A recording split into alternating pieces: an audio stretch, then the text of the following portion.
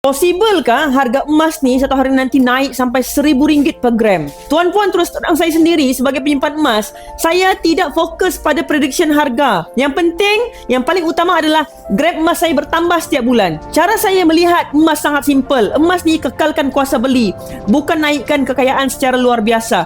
Tak kira berapa pun harga emas nanti, walaupun betul lah berlaku RM1,000 per gram, penyimpan emas bukanlah bertambah kaya, tapi sebaliknya nilai duit kertas yang akan jatuh merudum. Maksudnya apa? Waktu tu orang yang simpan emas akan selamat. Orang yang simpan duit kertas akan jatuh miskin sebab kuasa beli waktu tu merosot dengan sangat teruk. Siapa yang pernah baca buku Wang Emas? Contohnya Wang Emas bertahan ketika gawat. Dia akan faham hakikat emas. Emas bukan untuk jadikan kita kaya. Emas pastikan kita tidak jatuh miskin. Contohnya 1 dinar, 4.25 gram emas. 1400 tahun dulu, 1 dinar boleh beli 1 ekor kambing.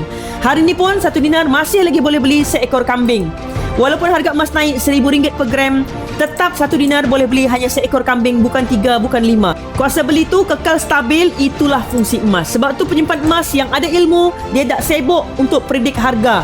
Yang penting, dia tambah grab emas secara konsisten. Kalau tuan-puan mau simpan emas dengan peace of mind, inilah prinsipnya. Tambah gram, bukan kejar harga.